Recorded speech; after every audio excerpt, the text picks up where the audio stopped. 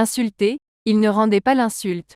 Souffrant, il ne menaçait pas, mais il s'en remettait à celui qui juge avec justice. Par ses blessures, nous sommes guéris. Ésaïe 53, verset 5. Jésus condamné par le peuple. Voici l'homme. Jésus est présenté au peuple, couronné d'épines, revêtu du manteau rouge, avec comme sceptre un roseau. La dérision est complète. J'ai voulu faire passer une lumière à hauteur des yeux de Jésus, qui, malgré les cris de la foule, contemple sa mission de rédemption.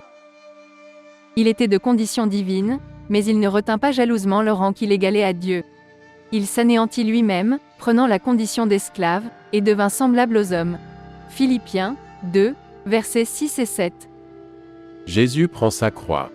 J'ai dévié partout où cela m'a été possible de représenter mon personnage en plan américain, c'est-à-dire rapproché. Une lumière divine passe en rythme oblique derrière le visage de Jésus.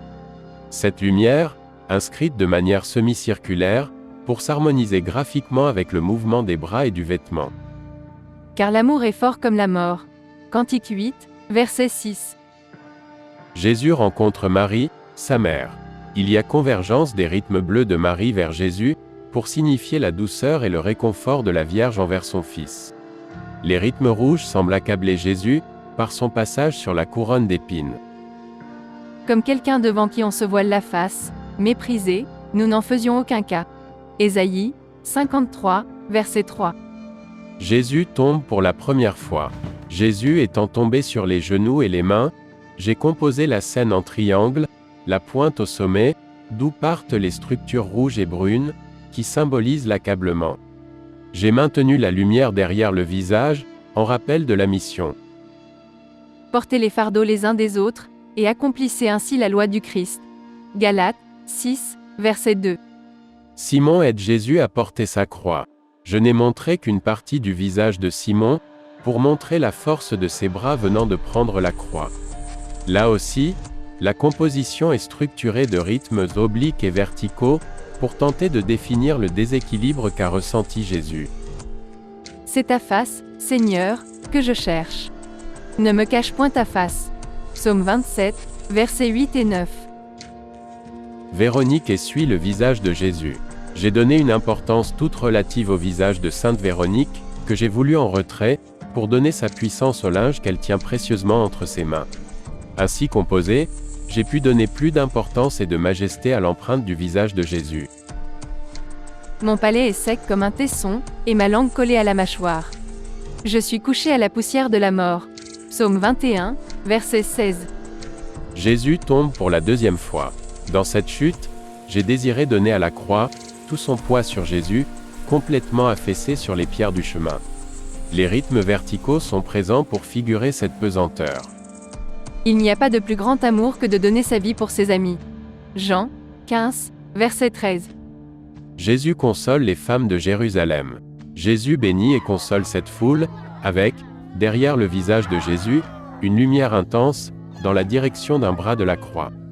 En bas, des femmes, recueillies. Ils regarderont celui qu'ils ont transpercé, ils le pleureront comme on pleure un premier-né. Zacharie 12, verset 10. Jésus tombe pour la troisième fois.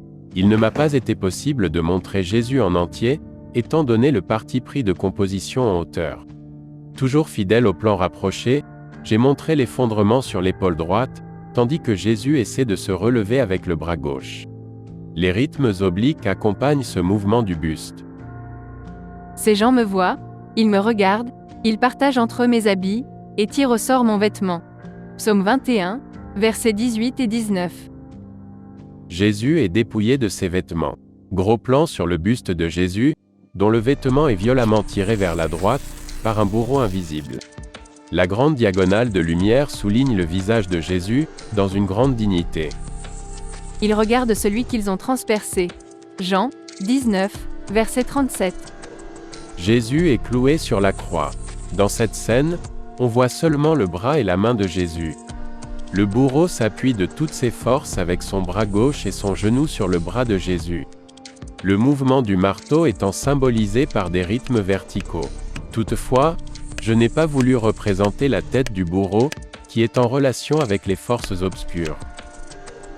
Père, je remets mon esprit entre tes mains. Luc 23, verset 46. Jésus meurt sur la croix. Toujours pour donner plus de force à l'essentiel, c'est-à-dire la tête de Jésus, j'ai montré seulement une partie du buste. Pour donner toujours l'unité plastique à l'ensemble du chemin de croix, nous retrouvons les tons gris, noirs et rouges, qui structurent le panneau de haut en bas.